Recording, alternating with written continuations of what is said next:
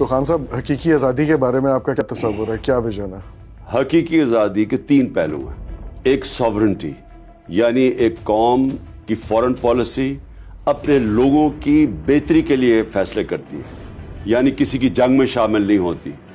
اگر روس سستا تیل دے رہا ہے تو وہ لیتی ہے کسی اور قوم کو خوش کرنے کے لیے نہیں.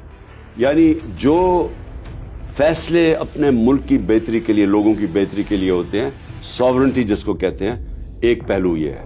دوسرا, انصاف لوگوں کو آزاد کرتا ہے. جب میرے ایک ملک کا انصاف کا نظام میرے حقوق کی حفاظت کرتا ہے, کمزور کو طاقتور سے تحفظ دیتا ہے, وہ لوگ آزاد ہو جاتے ہیں, ان کا پوٹینشیل آزاد ہو جاتا ہے.